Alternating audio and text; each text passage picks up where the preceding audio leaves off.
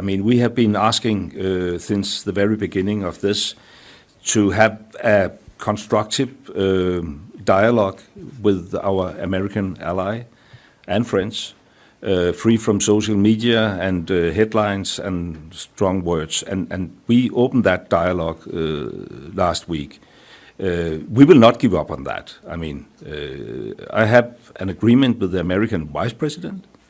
It was reconfirmed after we have listened to the press spokesperson. So we will stay on track unless US decide differently. But then at the same time, of course, we need the European Union to respond. I will not develop that response at this press conference. There is close consultation going on among our European friends.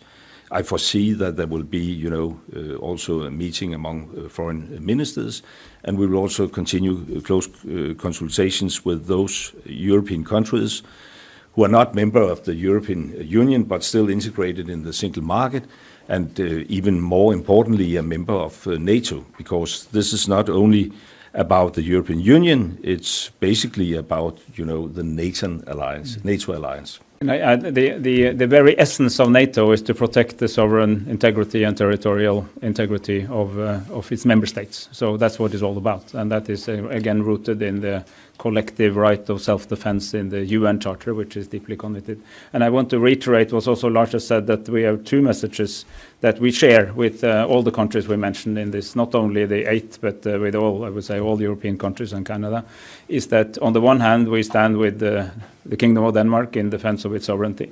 But we're also ready to do more together with America and with all our allies in the Arctic, and that's exactly why we are stepping up our presence in Greenland, because if there are security concerns, we can meet them jointly, both bilaterally, Denmark and the US, but also as a NATO alliance. And Norway has for decades been arguing that NATO should take a stronger role generally in the Arctic. We would, of course, say that there are other parts of the Arctic where there is more immediate need, but in principle, throughout the Arctic, and out of the 8 countries who happen to be in the Arctic, 7 are NATO members. So we're actually quite well prepared to deal with existing and future security challenges in the Arctic. So that's a dual message that we're sending to our friends in the United States of America.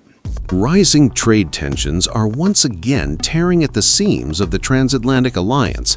The fragile EU-US trade truce forged just last year now hangs by a thread as American President Donald Trump unleashes a new barrage of tariff threats against Europe. His push to slap fresh duties on major European economies has jolted markets and reignited fears of a full-scale trade war. With prices set to rise, growth at risk, and trust eroding fast, the future of EU-US trade ties is plunging into dangerous uncertainty, threatening a deeper rift between allies once thought unbreakable. On Saturday, Trump announced that the United States would slap a 10% tariff from February 1 on imports from Denmark, Finland, France, Germany, the Netherlands, Norway, Sweden, and the United Kingdom, with the rate set to jump to 25% if no agreement is reached by June 1. The move, linked to Trump's extraordinary push over Greenland, triggered an emergency meeting of European representatives the following day. According to Reuters, French President Emmanuel Macron urged the European Union to consider activating its powerful anti-coercion instrument, often described as a trade bazooka, designed to counter economic pressure through measures such as market access restrictions, export controls, or limits on U.S. services. At the heart of Europe's response to President Donald Trump's latest tariff threats lies a powerful but rarely used weapon, the European Union's so-called trade bazooka. Officially known as the ACI, it is designed to deter and retaliate against countries that use economic pressure to force political concessions, and its possible activation marks a dramatic escalation in EU-US trade tensions. The ACI allows the EU to strike back far beyond traditional tariffs. According to the European Commission, the tool can be used to restrict access to the EU market, suspend trade concessions, block U.S. firms from public procurement contracts, limit service exports, or even impose restrictions on intellectual property rights and financial services. Greenland belongs to its people, so it's up to Denmark and Greenland, and only to them, to decide on matters that are concerning Denmark and Greenland. That's point number one, and that's very important. We are in constant contact with the Danish government, also to listen to what the needs are, what the needs of the Greenlanders are, in very close contact. Second, Greenland is part of NATO. And when we are speaking about Arctic security, this is one of the core topics of NATO. And we know that the glue between the allies is the fact that there's always the clear motto, one for all for one. So NATO is one forum to integrate the different interests that are out there. 2.7 applicable to Greenland. I think it's quite important for Greenland. The Arctic and Arctic security is also a matter for the European Union without any question. And we've invested since years in our relationship with Greenland. I was there last year, before all this happened, to open the office in Nuuk so that we have a constant channel of communication with the Greenlanders. We have an investment program. We've stepped up our engagement since last year. We have accelerated our work. So there's a strong and good and existing relationship between the European Union and the Greenlanders. And for me, it's important that the Greenlanders know, and they know this by the deeds, not only by the words, that we respect the wishes of the Greenlanders and their interests, and that they can count on us. Trade experts stress the seriousness of the signal. Erica York, Vice President of Federal Tax Policy at the Tax Foundation, noted that the anti-coercion mechanism was crafted with China and other strategic rivals in mind, not America. Its potential use against Washington underscores how far relations have deteriorated. She said, "This is not a routine trade defense," warning that invoking it against the U.S. would be politically explosive. While the trade bazooka would not be deployed overnight, its impact could be sweeping. Dan Hamilton, a senior fellow at the Brookings Institution, said the process could take months, but once activated, it would give Brussels unprecedented leverage. This would fundamentally change the nature of transatlantic trade relations, adding that Trump's threats risk destroying the credibility of trade arrangements the U.S. concluded with both the EU and the UK last summer.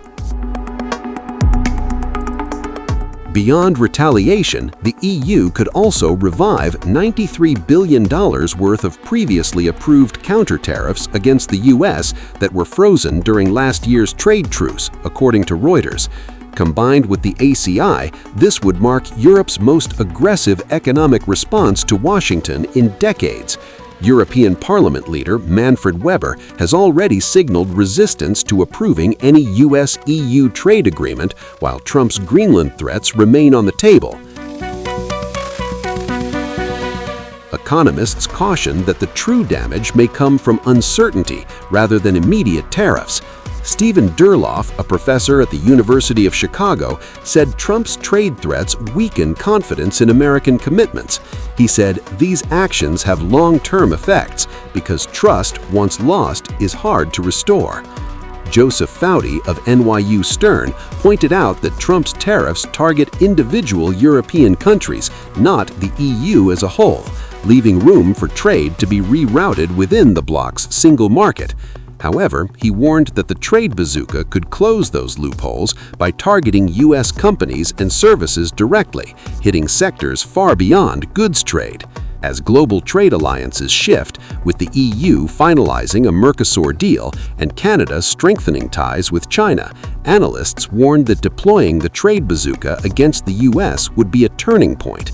What was built as a last resort defense against economic coercion may now be aimed at Washington itself, threatening to redefine the EU-US trade relationship for years to come.